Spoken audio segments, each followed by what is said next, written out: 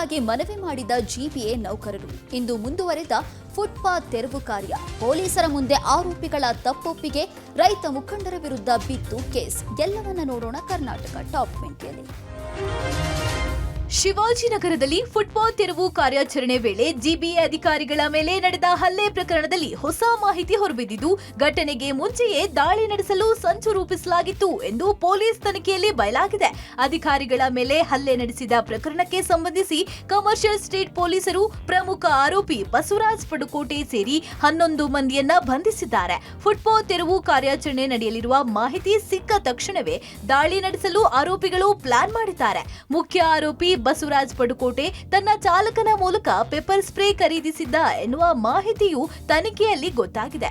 ಹಲ್ಲೆ ಬಳಿಕ ಪ್ರಕರಣಕ್ಕೆ ಕನ್ನಡ ಧ್ವಜ ಮತ್ತು ಗಣೇಶ ದೇವಸ್ಥಾನದ ವಿಚಾರವನ್ನ ಜೋಡಿಸಿ ಬೇರೆ ದಿಕ್ಕಿಗೆ ತಿರುಗಿಸುವ ಯತ್ನ ನಡೆದಿದೆ. ಪ್ರಕರಣದಲ್ಲಿ ಭಾಗಿಯಾಗಿದ್ದ 12 ಆರೋಪಿಗಳನ್ನ ಬಂಧಿಸಲಾಗಿದೆ. ಪೊಲೀಸರಿಗೆ ಸಚಿವ ಕೃಷ್ಣ ಬೈರೇಗೌಡ ಧನ್ಯವಾದ ಹೇಳಿದ್ದಾರೆ. ಜಿಬಿಎ ಅಧಿಕಾರಿಗಳು ಒತ್ತುವರಿ ತೆರವು ಕಾರ್ಯಾಚರಣೆ ಮಾಡುವ ವೇಳೆ ಗುಂಡಾಗಳ ರೀತಿ ಹಲ್ಲೆ ಮಾಡಿದ ಬಸವರಾಜ್ ಪಡುಕೋಟೆ ಇತಿಹಾಸವನ್ನ ಪೊಲೀಸರು ಕೆದಕ್ತಿದ್ದಾರೆ.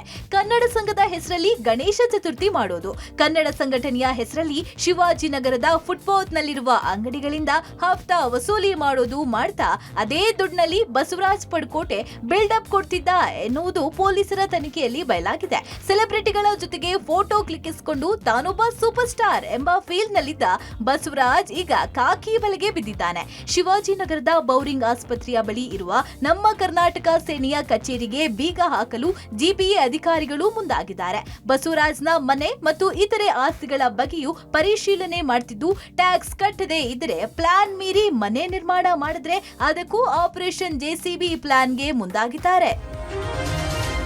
ಫುಟ್ಪಾತ್ ತೆರವು ವೇಳೆ ಅಧಿಕಾರಿಗಳ ಮೇಲೆ ಹಲ್ಲೆ ಪ್ರಕರಣವನ್ನ ಖಂಡಿಸಿ ಜಿಬಿಎ ಅಧಿಕಾರಿ ಮತ್ತು ನೌಕರರು ಕ್ಷೇಮಾಭಿವೃದ್ಧಿ ಸಂಘದ ಜಿಬಿಎ ಮುಖ್ಯ ಆಯುಕ್ತರಿಗೆ ಪತ್ರ ಬರೆದಿದ್ದಾರೆ. ಯಾವುದೇ ತೆರವು ಕಾರ್ಯಾಚರಣೆ ಇದ್ದರೂ ಅಧಿಕಾರಿಗಳಿಗೆ ರಕ್ಷಣೆ ಮತ್ತು ಭದ್ರತೆ ನೀಡುವಂತೆ ಪತ್ರ ಬರೆದಿದ್ದಾರೆ. ಮಾರ್ಷಲ್ ಸೇವೆಯನ್ನ ಕೂಡಲೇ ಸ್ಥಗಿತಗೊಳಿಸುವಂತೆ ಪತ್ರದಲ್ಲಿ ಒತ್ತಾಯ ಮಾಡಿದ್ದಾರೆ. ಇನ್ನು ಜಿಬಿಎ ಇಂಜಿನಿಯರ್ ಮತ್ತು ಅಧಿಕಾರಿಗಳ ಜೊತೆ ನೌಕರರ ಕ್ಷೇಮಾಭಿವೃದ್ಧಿ ಸಂಘದ ಅಧ್ಯಕ್ಷ ಅಮೃತ್ ರಾಜ್ ಸಭೆ ನಡೆಸಿದ್ದಾರೆ. ಸಭೆಯಲ್ಲಿ ಅಧಿಕಾರಿಗಳಿಗೆ ಮತ್ತು ನೌಕರರಿಗೆ ಭದ್ರತೆ ನೀಡುವ ವಿಚಾರವಾಗಿ ಚರ್ಚೆ ನಡೆದಿದೆ.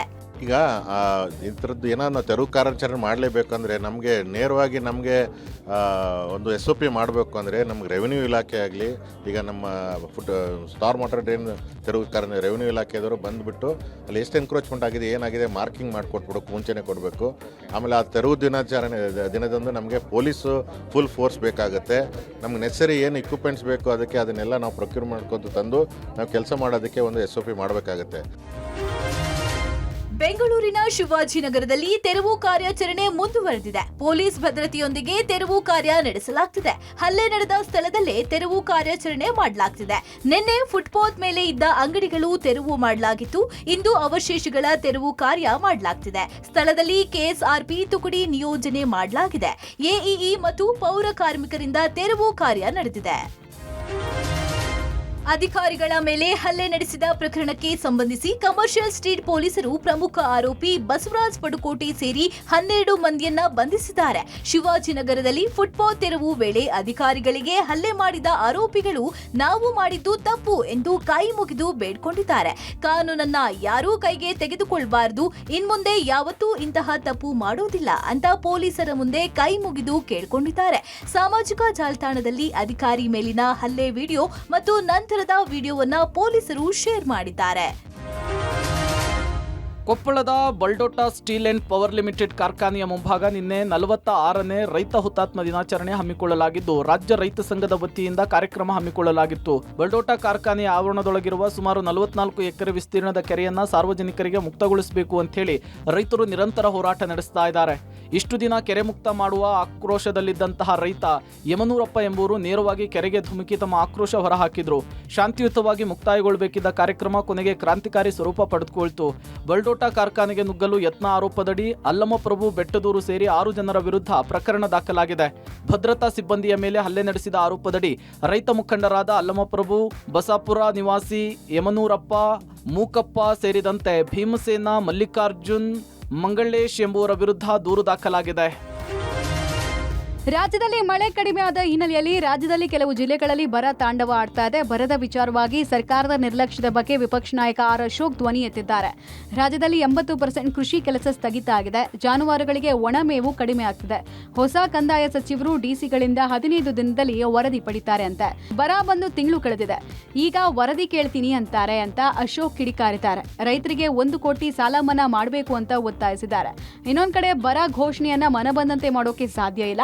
ಕೇಂದ್ರ ಸರ್ಕಾರ ನಿಗದಿಪಡಿಸಿರುವ ನಿಯಮಗಳು ಹಾಗೂ ಮಾನದಂಡಗಳ ಆಧಾರದ ಮೇಲೆ ಯಾವುದೇ ತಾಲೂಕನ್ನ ಬರಪೀಡಿತ ಅಂತ ಘೋಷಿಸಲಾಗುತ್ತೆ ಅಂತ ಕಂದಾಯ ಸಚಿವರು ಆಗಿರುವ ಡಿಸಿಎಂ ಪರಮೇಶ್ವರ್ ಹೇಳಿದ್ದಾರೆ.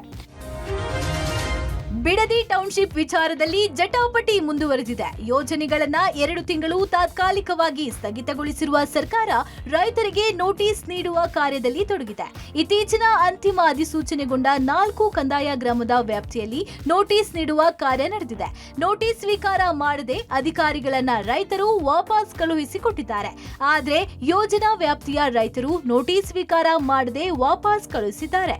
ನಾವು ಯಾವುದೇ ನೋಟಿಸ್ ಸ್ವೀಕಾರ ಮಾಡಲ್ಲ, ಅಧಿಕಾರಿಗಳು ನಮ್ಮ ಗ್ರಾಮಕ್ಕೆ ಬರಬೇಡಿ ಎಂದು ತಾಕೀತು ಮಾಡಿದ್ದಾರೆ. ರೈತರು ನೋಟಿಸ್ ಸ್ವೀಕಾರ ಮಾಡದ ಹಿನ್ನೆಲೆಯಲ್ಲಿ ಅಧಿಕಾರಿಗಳು ವಾಪಸ್ ಆಗಿದ್ದಾರೆ.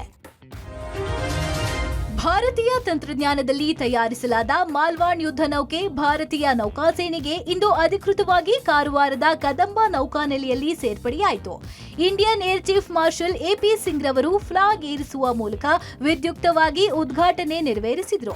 ಕೇರಳ ಕೊಚ್ಚಿಯ ಕೊಚ್ಚಿನ್ ಶಿಪ್ಯಾರ್ಡ್ನಲ್ಲಿ ನಿರ್ಮಾಣವಾದ ಈ ಯುದ್ಧ ಹಡಗು ಜಲಾಂತರ್ಗಾಮಿಗಳನ್ನ ಹೊಡೆದುರುಳಿಸಬಹುದಾದ ಅತ್ಯಾಧುನಿಕ ಯುದ್ಧ ಸಾಮಗ್ರಿಗಳನ್ನ ಹೊಂದಿದ ನೌಕೆಯಾಗಿದ್ದು, ಭಾರತೀಯ ಸೇನೆ ನಿರ್ಮಿಸುತ್ತಿರುವ 3 ನೌಕೆಗಳಲ್ಲಿ ಇದು 2ನೇಯದಾಗಿದೆ.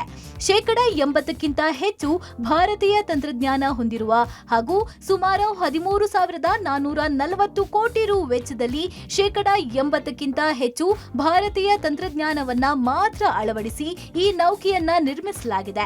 ಡಿಆರ್ಡಿಒ ಸಿದ್ಧಪಡಿಸಿದ ಸೋನಾರ್ ಶಸ್ತ್ರಾಸ್ತ್ರ ಇದರಲ್ಲಿ ಅಳವಡಿಸಲಾಗಿದೆ. ಈ ಹಡಗು 78 ಮೀಟರ್ ಉದ್ದ, 11.26 ಮೀಟರ್ ಅಗಲ ಹಾಗೂ 2.7 ಮೀಟರ್ನಷ್ಟು ಆಳವಿರುವ ನೌಕೆಯಾಗಿದ್ದು 800 ಟನ್ಗೂ ಅಧಿಕ ಭಾರವಿದೆ. ಗಂಟೆಗೆ 25 ನಾಟಿಕಲ್ ಮೈಲ್ ವೇಗದಲ್ಲಿ ತೆರಳಬಲ್ಲದು. 7 ಅಧಿಕಾರಿಗಳು ಸೇರಿ 57 ಸೇಲರ್ಗಳು ಇದರಲ್ಲಿ ಕಾರ್ಯನಿರ್ವಹಿಸಬಹುದಾಗಿದೆ. ತುಮಕೂರು ಬೆಂಗಳೂರು ರಾಷ್ಟ್ರೀಯ ಹೆದ್ದಾರಿಯಲ್ಲಿ ಕ್ಲೋರೈಡ್ ಕೆಮಿಕಲ್ ತುಂಬಿದ ಲಾರಿ ಚಾಲಕನ ನಿಯಂತ್ರಣ ತಪ್ಪಿ ಹೆದ್ದಾರಿಯಲ್ಲಿ ಪಲ್ಟಿಯಾಗಿರುವ ಪರಿಣಾಮ ಅನಿಲ ಸೋರಿಕೆಯಾಗಿರುವ ಘಟನೆ ಬೆಂಗಳೂರು ಹೊರವಲಯದ ನೆಲಮಂಗಲ ತಾಲೂಕಿನ ಕುಲುವನಹಳ್ಳಿ ಗ್ರಾಮದಲ್ಲಿ ನಡೆದಿದೆ. ತುಮಕೂರು ಕಡೆಯಿಂದ ಬೆಂಗಳೂರಿಗೆ ಬರ್ತಿದ್ದ ವೇಳೆ ಚಾಲಕನ ನಿಯಂತ್ರಣ ತಪ್ಪಿ ಲಾರಿ ಪಲ್ಟಿಯಾಗಿದೆ. ಇನ್ನು ಅಪಾಯಕಾರಿ ಕ್ಲೋರೈಡ್ ಕೆಮಿಕಲ್ ಸೋರಿಕೆಯಿಂದ ಸ್ಥಳೀಯರಲ್ಲಿ ಆತಂಕ ಮನೆ ಮಾಡಿದೆ. ಗುಜರಾತ್ನಿಂದ ಪೀಣ್ಯಕ್ಕೆ ಬರ್ತಾ ಇದ್ದಂತಹ ಕ್ಲೋರೈಡ್ ತುಂಬಿದ ಲಾರಿ ವಾಹನ ಇದಾಗಿದ್ದು, ಕ್ಲೋರೈಡ್ ಗಾಳಿಗೆ ಬೆರೆತರೆ ಉಸಿರಾಟದ ಸಮಸ್ಯೆ, ಚರ್ಮದ ಸಮಸ್ಯೆ ಉಂಟಾಗಲಿದೆ. ಸ್ಥಳಕ್ಕೆ ನೆಲಮಂಗಲ ಅಗ್ನಿಶಾಮಕ ದಳದ ಸಿಬ್ಬಂದಿಗಳು, ನೆಲಮಂಗಲದ ಸಂಚಾರಿ ಪೊಲೀಸರು ಭೇಟಿ ಕೊಟ್ಟು ಲಾರಿ ತೆರವು ಕಾರ್ಯಾಚರಣೆ ನಡೆಸಿದ್ದಾರೆ. ಇನ್ನು ಘಟನೆಯಿಂದ ತುಮಕೂರು ಬೆಂಗಳೂರು ರಾಷ್ಟ್ರೀಯ ಹೆದ್ದಾರಿಯಲ್ಲಿ ಕಿಲೋಮೀಟರ್ ಗಟ್ಟಲೆ ಟ್ರಾಫಿಕ್ ಜಾಮ್ ಉಂಟಾಗಿದ್ದು, ಭಯದಿಂದ ವಾಹನ ಸವಾರರು ಸಂಚಾರವನ್ನ ಮಾಡಿದ್ದಾರೆ.